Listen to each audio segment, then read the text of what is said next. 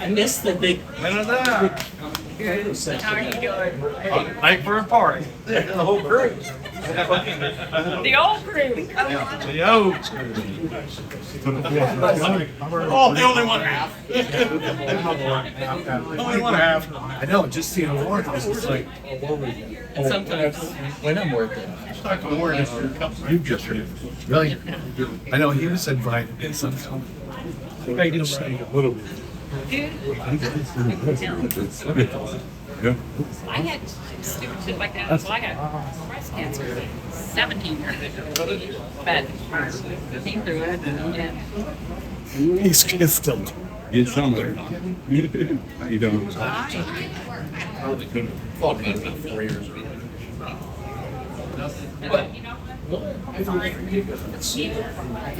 Hi, how are I'm you? Charlene. I grew up on Brad. I'm so much fun. I've heard your name too. We're on camera. Smart of you.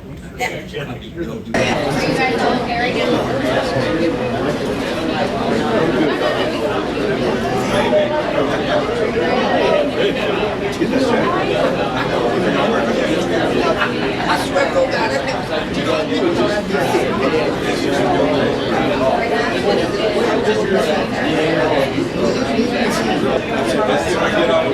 Look at that.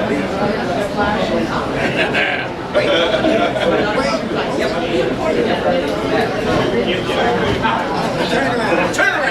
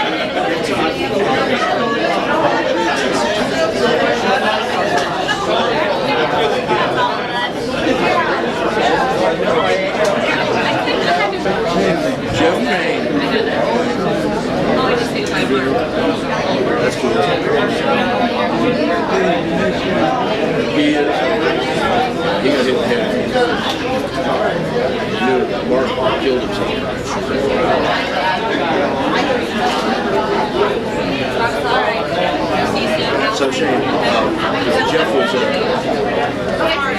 Marty, they were going to get married when she died. Oh, and Chief and Larry were going to party.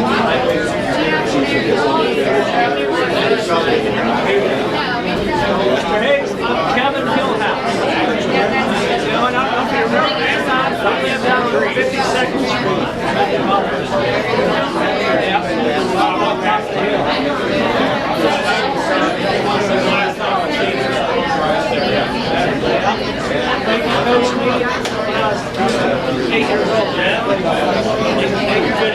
Softball.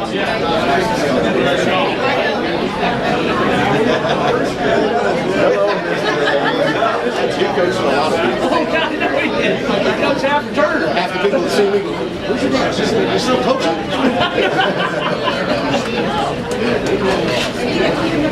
Take us to games in that black 57 Chevy. See how you influenced all these people, Mr. Hayes? In a good way. None of us made the pros or anything. Still having fun at it.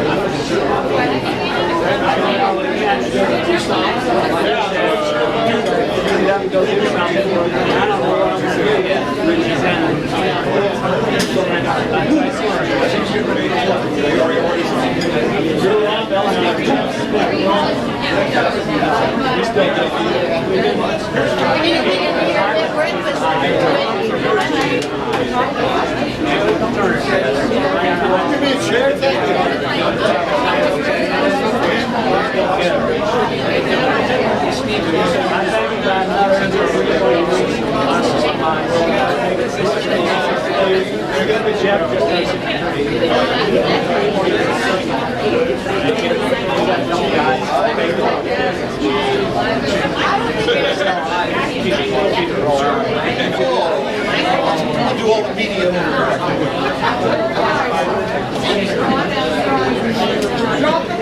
Oh, look, I didn't have a lamp tonight.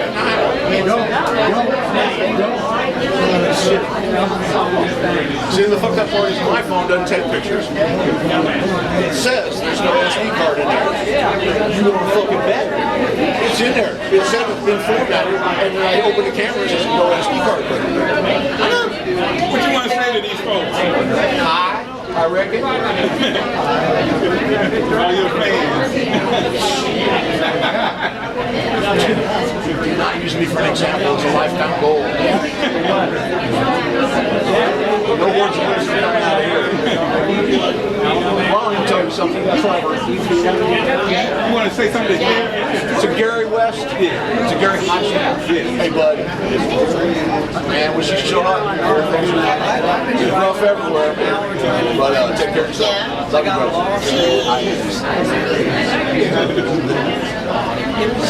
Don't refuse that. First say something first. Say something on the phone. Say something. Hey, how are ya? Say something. Whoa! Say something. Oh, it's so long. He said, listen, Gary. Let's go. Oh, we are? Yeah. G-Dub. Hey, Gary. Gary, go. What you want Hey, to say? G-Dub, what's up? How you doing? I miss the lake. I miss the swamp. I miss hauling water.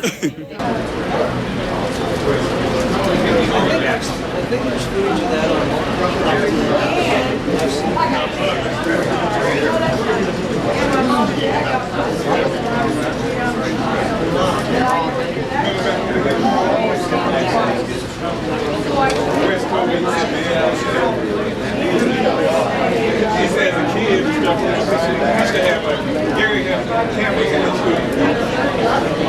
So what I did was I put a bait machine, hooked to the camera, to the monitors, so we used to run porn and stuff. And so Wes said as a kid and stuff, he used to come down to the studio when we were gone and stuff, and he used to watch all that porn. He said, man, that really influenced me. So you were a very good influence. Right, that was,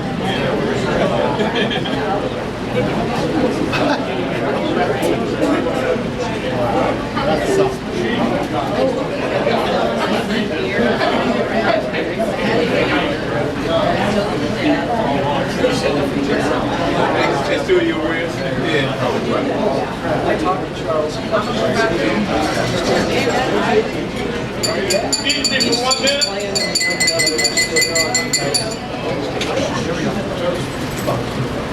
I'd like to thank everybody for coming out. Brad. That's Brad. Glad everybody came out. Yes. Speak up. Speak up.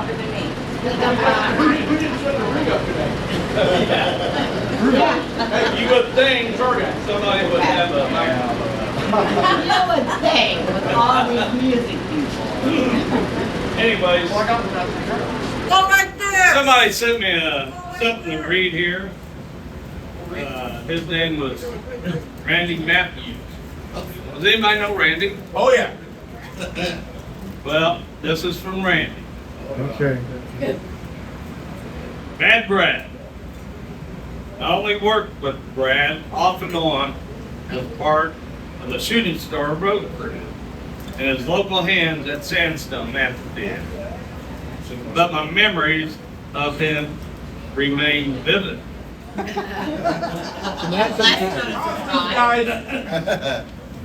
He's a central part of several experiences that I will always remember with special fondness.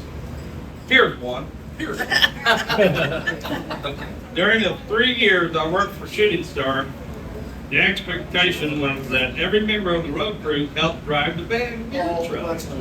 It didn't matter if we were headed a couple hours up the road to the next gig, or if we had to hammer down, pull an all-nighter to make the next load in. There were a lot of sleepless nights on the crew, but we all accepted the fact that driving the truck was just part of the deal, no matter how tired.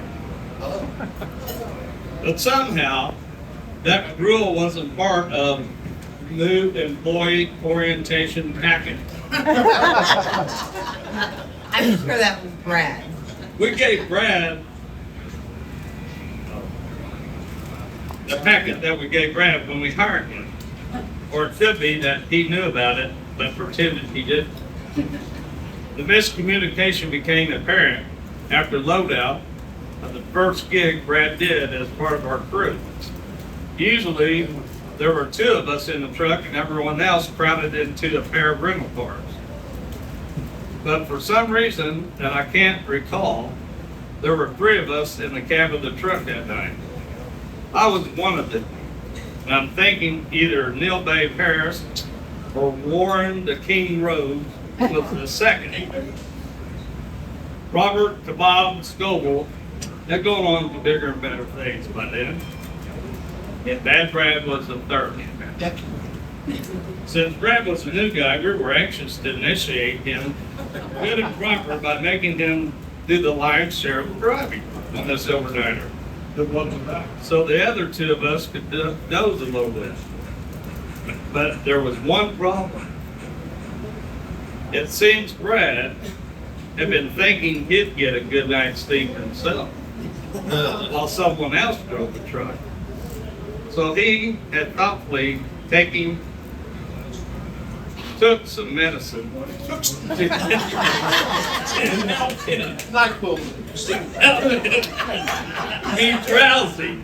NyQuil, bitch. Yeah, that's it. And the effects of the medicine had already kicked in, making Brad too catatonic to safely drive.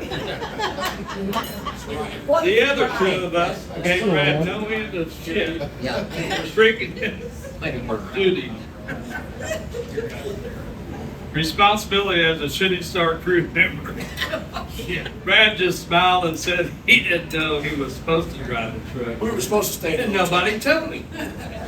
But even if that was true, and it wasn't really his fault, that didn't mean we weren't going to blame him for it. So we did, forever. Years after that, we were still hammering away on Brad for selfishly taking his medicine. Playing off that first important shift behind the wheel. And Brad would just smile, that Bad Brad smile, and shrug his shoulders and say, whatever, dude. And since this was Bad Brad, who's gonna push him? I value my life too much to swear off.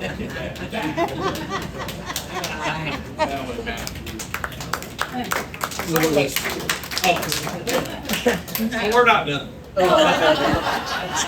We thought we were. We got, would you like to? Yeah, let her read it. Go, man. Get up there. Get up Yes, you want me to read it? Yeah. You want to read it? Dean's Kennedy's going to read it, Brad. Watch out. This is our old schoolmate, junior high. I know some of you. Know a lot of you.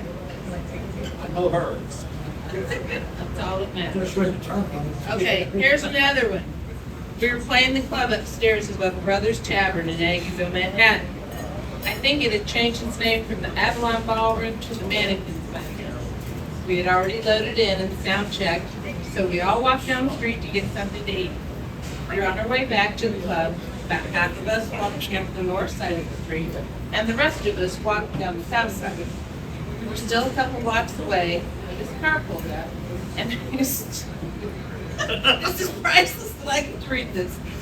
And these 2 scary-looking dudes rolled down their windows and started giving everybody shit. They were flipping us off, calling the guys little man fags, etc. Real class acts. These a-holes. Everybody just kept walking and were doing their best to ignore them. I think they were about to give up trying to provoke us. But then Charles made a fatal mistake. He returned their one-finger salute. And that's when the passenger yelled at the driver to stop. So he did. Right there in the middle of the street. While traffic backed up behind them, the passenger jumped out, ran across the street, and got right up in Charles's face. He was a big guy, with a wild look in his eyes. He was begging Charles to try to get him. But thankfully by then, Charles realized his mistake. Kept his head down and just kept walking. So the guy tried to provoke a couple other band members, but nobody would take the bait. Dude was scary, acting like he was on PCP or something. He was about to give up, but at the last second, he swatted Charles across the back of the head, called him a few more names, and then jumped back in his friend's car and they took off down the street. About that same time, Brad arrived on the scene. He had been about a block behind us, walking with another member of the band, Baby Noah. He missed the whole thing. Nancy. Louder. When he caught up to us, we told him what had just happened. Brad instantly got beet red, clenched his fist, and said, "Where is this guy?" Did I go right? We told him, sorry, Mr. Hager. We told him the guy was already down the street by then and to let it go, but Brad wasn't having it. He took us down the street after the guy. I have no doubt that if he had caught up to him, he would have jerked that tool's ass right out of that car window, and in seconds he would have had him crying for mercy, like the bully Scat Farkas in A Christmas Story. But Brad didn't catch up to him, which was frustrating for Brad. But damn, like this fat guy, he didn't know how close he came to wishing he'd never come to Aggie. I've been in prison for a few of those events myself. I have too. Yeah. And it was, Brad was minding his own business, of course, right? And these guys pulled up behind, started mouthing off. I was crazy. And these idiots jumped out. And my Turner boys here jumped out, put him all to sleep, as we would say. President broke his hand. We ended up in Shawnee Mission at like midnight. Everybody thinks I'm having a baby. That was hilarious. They bring her a wheelchair. They thought she was having a baby. I said, no, it's my hand. That's our story. One of them. Thank you. One more quick one. In this final box from Randy Matthews. That Brad is a member in good standing of the music mafia, which includes most of the guys who worked for Shooting Star over the years. He earned his nickname. He is definitely one bad mofo when he needs to be. But he's also a real sweetheart. I love working with Brad because he played hard, but he also worked his ass off. You never had to worry about whether Brad was on his game. He was all over. If I thought I had another chance to work with some dates with Bad Brad, I'd be on my way tomorrow. I'd just wait until the next production meeting to break out the mess. Take good care, Bad Brad. Wish I could be there to raise a glass to you. You're a gold, my friend. Cheers to Brad.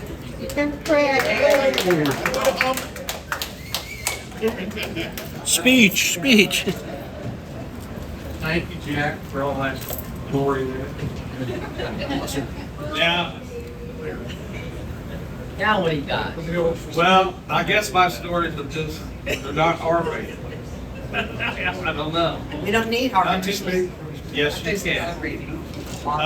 What we'd like to do is, if anybody would like to get up here and share a story or how they met Brad, just come up here, give your name, give your story.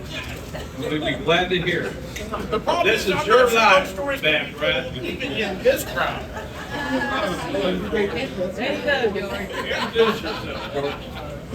Speak loud so we can hear you. No, you weren't. Okay. George Clark. My name's George Clark, and I'll be actually Hey, a lot of you people I know because Turner became my second home. I went to Wyandotte, and then with Probably stuff, Kevin, Bill House, Brad, Joe Taz, Larry Young, Taylor Larry, his family out here in Turner.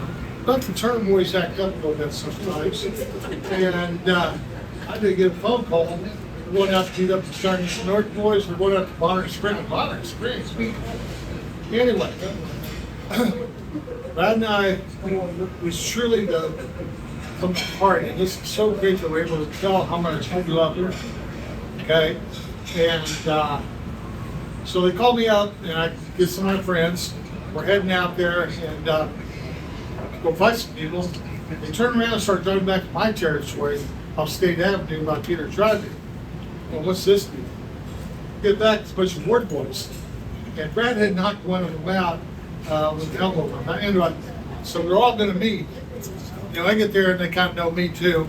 And they're like, oh shit, what's this about? Again, I said, listen, this is either a fight or go party. Let's go, hell, let's go party. They became really close friends. Basking in Tim. I'm telling you.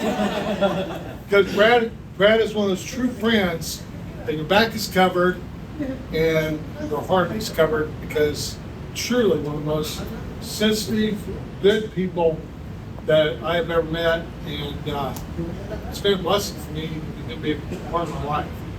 And I can tell story after story about him, but all you knew is we knew if we called each other up, it was taken care of. Okay? And his mom's had to try to talk to me different times. But anyway, no, the thing, it's been just to get up here and tell him how much I love him, how much I respect him. I don't respect too many people. I definitely respect him. Then you got Keith Mitchell. Tell me you said hit you harder than you ever been hit before. Huh? You used to tell me it hit you harder than you've ever been hit before. Oh, from him? Yeah. Oh, yeah. There's a memory in my head. That's really still doing. You're the only one who can make me flinch. That's when That's when I woke up with the bow tie and your shoe on my side. Well, you know, the only good thing about that whole thing is at least we got an excuse, kind of we're brain dead, but we've been hit a lot in the head. I'm a dumbass. But you know what? It's just all of my family, the lust. Oh my God, just everybody here. Kim, all these people here that became my family. My daughter graduated from Turner, that's why I brought her. Okay, and my stepdaughter, my ex-wife Francesca Cantor, that was a Turner girl herself. Okay, and then my daughter Brianna, stepdaughter. And but get my haircut, just sorry this morning. Right? Here. That's right. From Kathy and Lynn. But it's just everything about my life has been association with you people. And I want to thank you. And I love it, bro.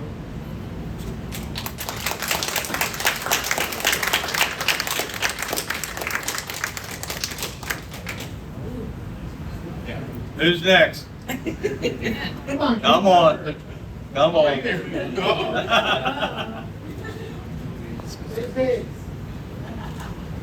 but they give you a busted. When we get the flashlight, lights going.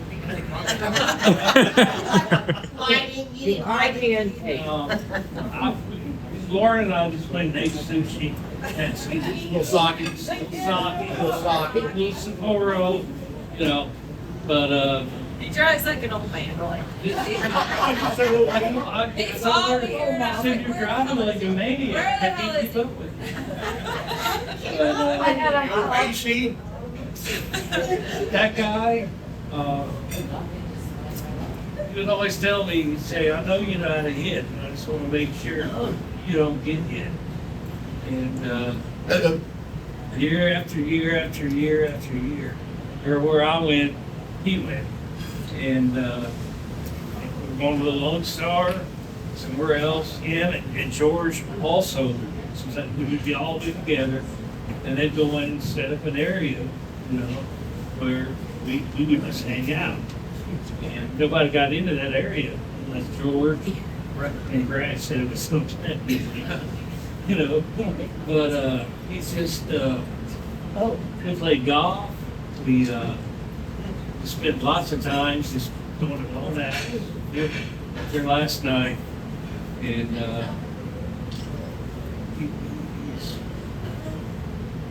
he's my best friend. I don't have any friends left up here. You, Brad, Lori, really other than that. Love him like a brother. He always made sure that I was okay. All those years we were touring on the road, took care of me.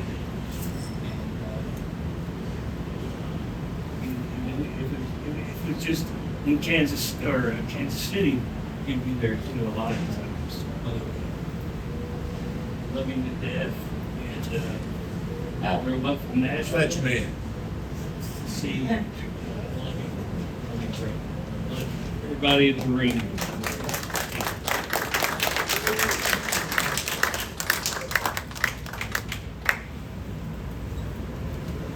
All right, I'll get up there.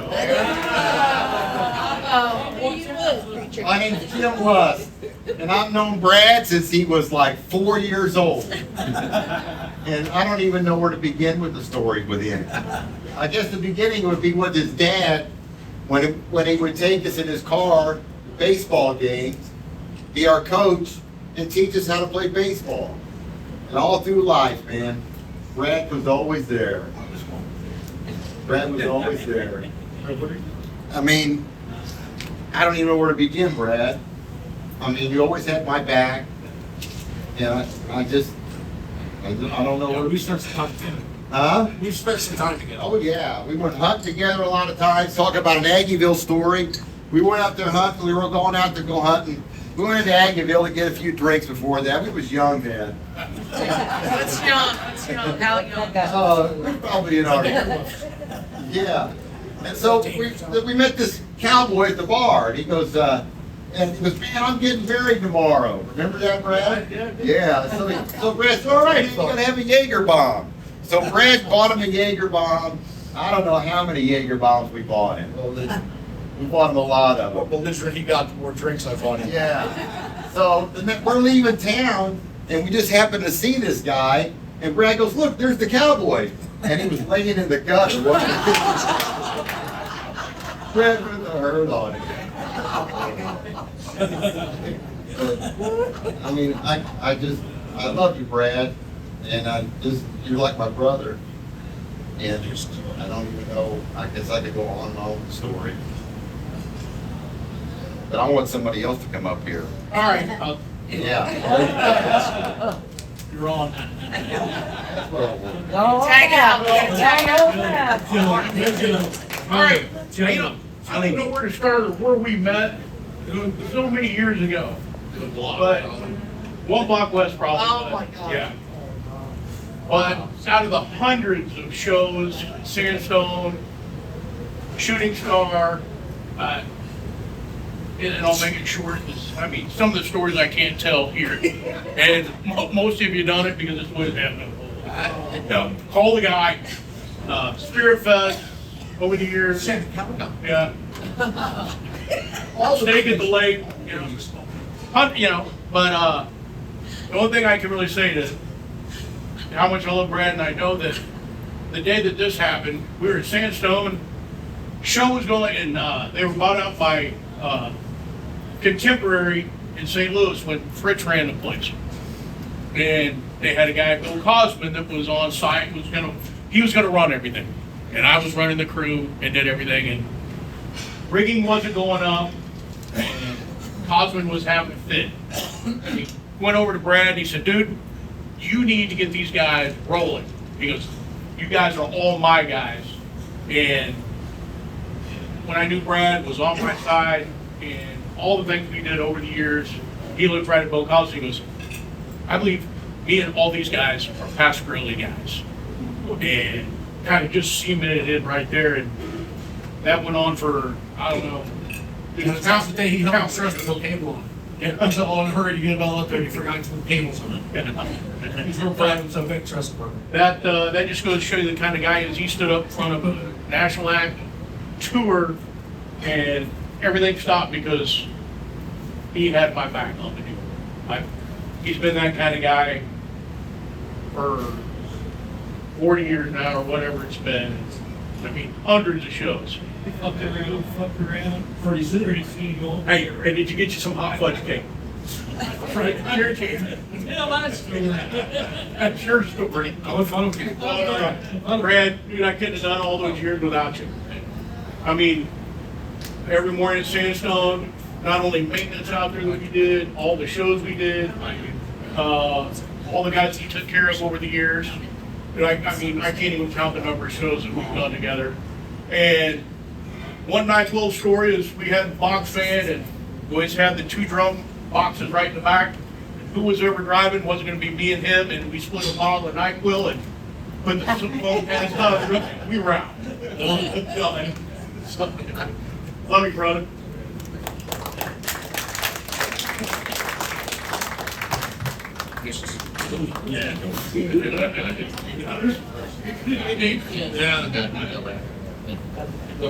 Brad, I want to ask you and Ron about this.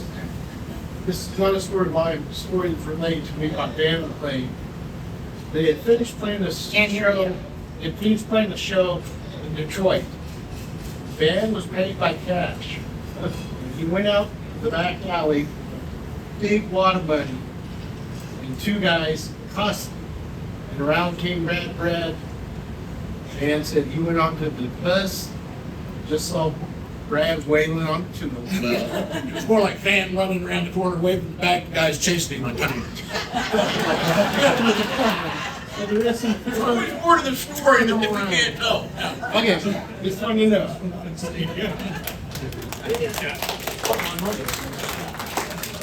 Hey, the story's pretty around that's everything. We're doing it in a different way with friends.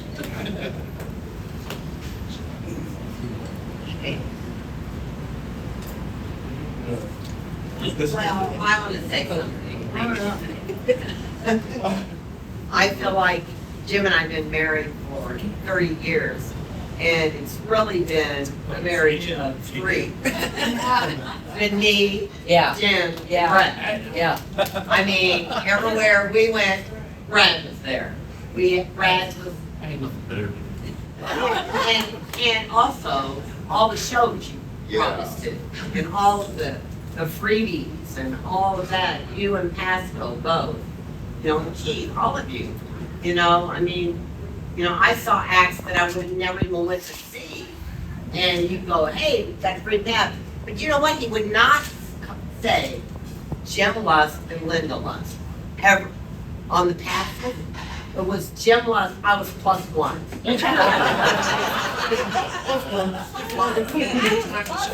For 20-some years. I'm like, man, you can't put Linda on it. I'm +1. So I walked around with a backstage pass that said +1. A lot of extra writing on it. But I love you, brother. You are like my brother. And I love you to death.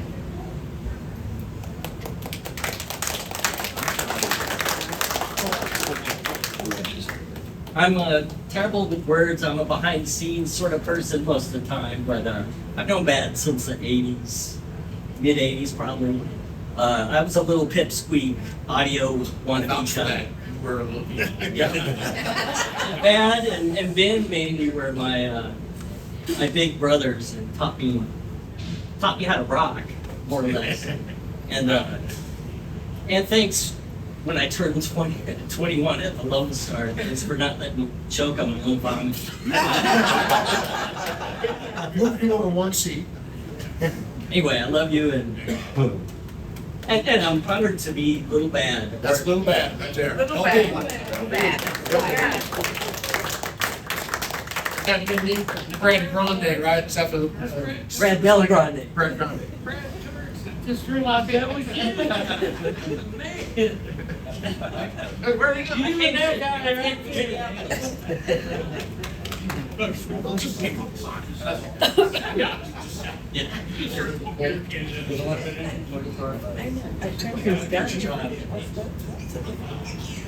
else?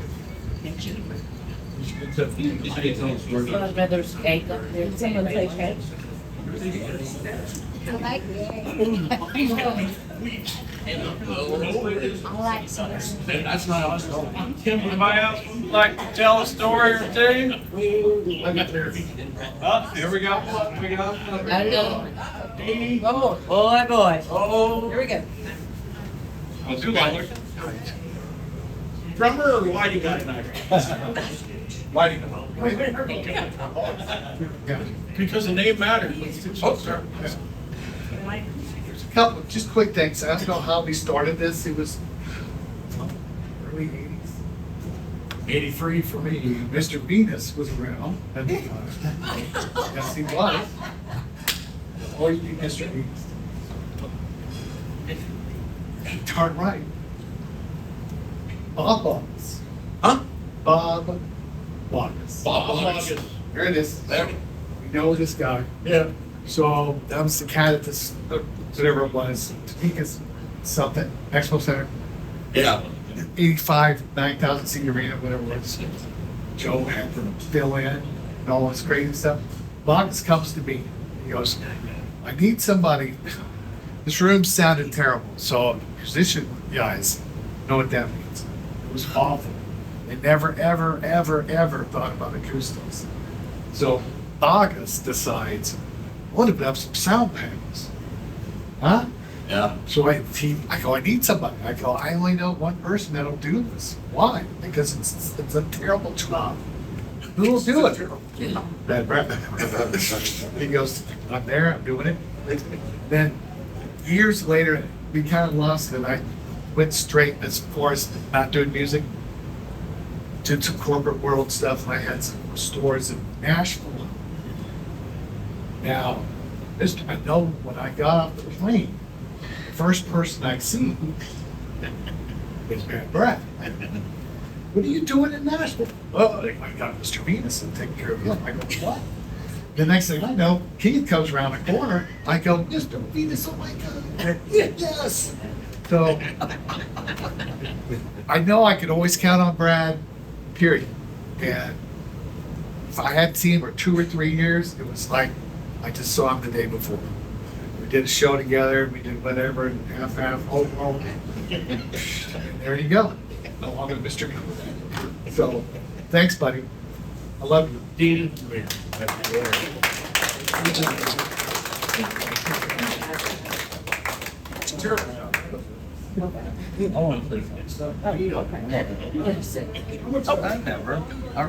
Here we go.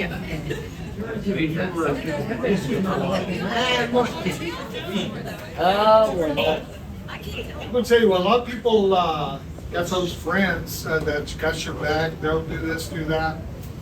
And we had a situation where we had a guy from our grade school had got jumped by his bikers bar, and they tried to take his eye and a whole bunch of stuff. Anyway, we got together. We walked in from 30 people by twos and threes. We went separately. We're gonna get them. And who did I call? Brad. Brad's got this security guy phone in. We're gonna rip the phone in. It was a big deal. So the fight breaks out, the bikers shoved on somebody else. It wasn't even our guys yet. And so we're like, oh shit. Brad, boom. Like double. Anyway, knocks this guy out, rips the phone out. They run up to go, it's not our guy. I'm like, what? This guy's laying there out, you know, I'm like, shit. And it started. That's when Jeff heard that guy. That's when Jeff Payne heard that guy. Jeff Payne, a lot of you guys will know the Payne boys. They're Turner boys. And it was an incredible experience. But it was one of those situations where all people talk the talk. You find out exactly who your friends, who the real people are. Right there, right there, right there, you know, right here. I was there. I'm telling you, it was a major thing. But the thing was, we were family. You don't mess with family. Okay? became personal, okay? This is our family, okay? I knew I had the Turner boys with me, so I was gonna be all right. Well, they were. And, you know, when you have to think of those times, it makes you go through a lot of things. And he helped me pull me through a lot of stuff too. I did a lot of stuff with each other, you know, Keith, Paz, you know, and these guys helped me a lot because I always remembered the true friendship and the true, just everything you guys know, okay? And I'm just so thankful to be able to tell them.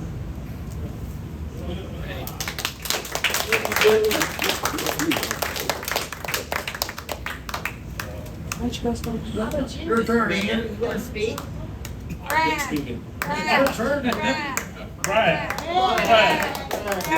can't talk those speak. Well, No, I just want to thank all of you for coming. This is awesome. We've done. Made an action first, and I had no idea that this could be what it is. We love you, Brad. We love you.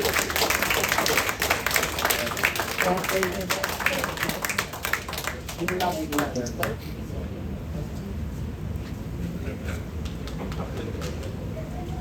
Well, I got one more. I'll kind of run it all together real fast. I moved up here in '71, 8th grade. Met Brad. Our first concert we went together with James Gang, some little old band called REO opened up. So that was our first experience. And been a lot of shows in between. Our last show was with Jeff Porter, which he would love to have been here tonight, but had obligation. Who was it? Jeff Porter. So in between those two there. How about the airplane trip we made? Oh, well, there is that one. This guy right here, oh, yeah. our good buddy, Larry Young.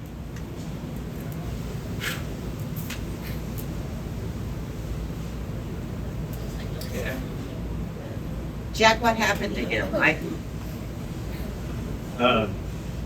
We took an airplane trip. We were We were 21. Larry was studying to be a pilot up in Lawrence, up school, and so we got the notion, or I got the notion, we got these guys on board.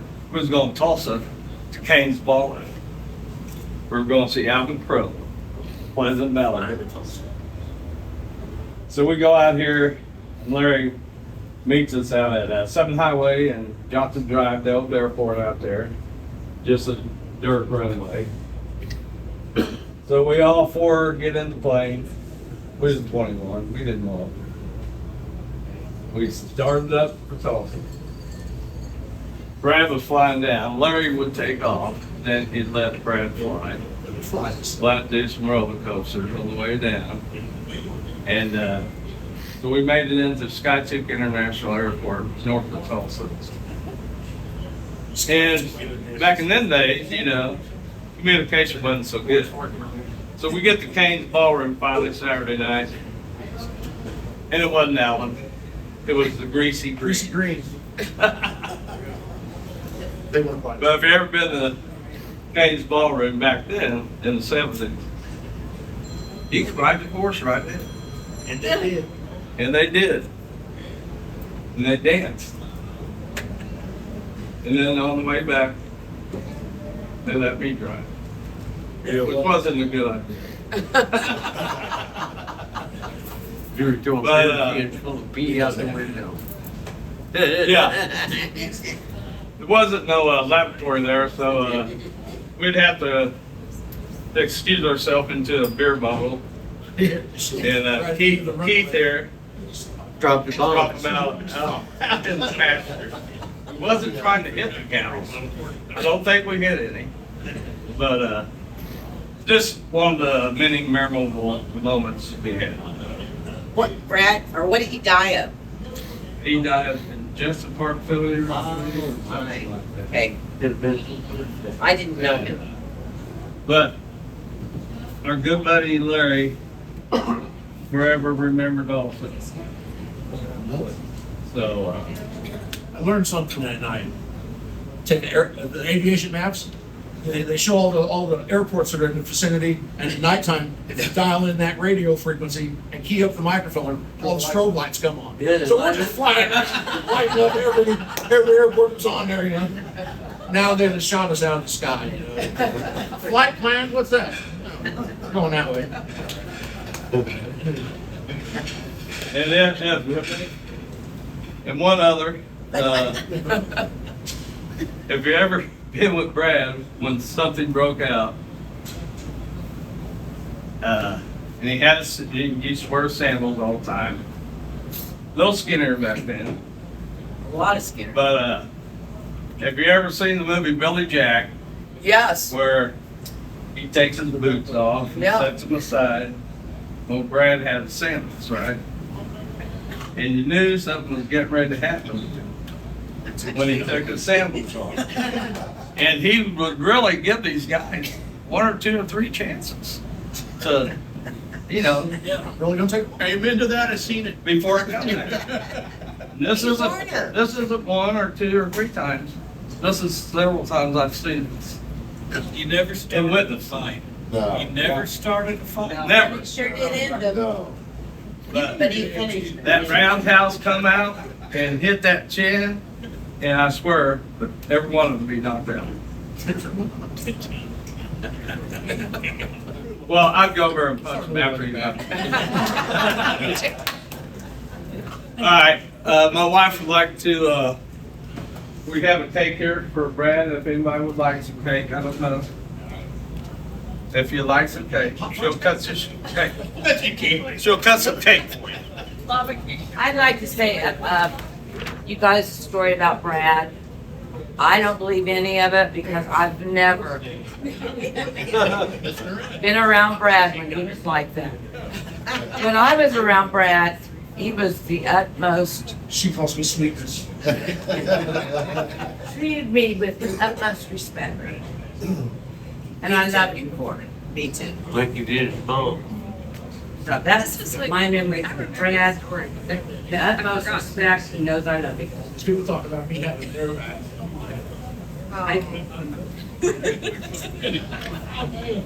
But there is cake, if anybody wants anything, I'll serve it.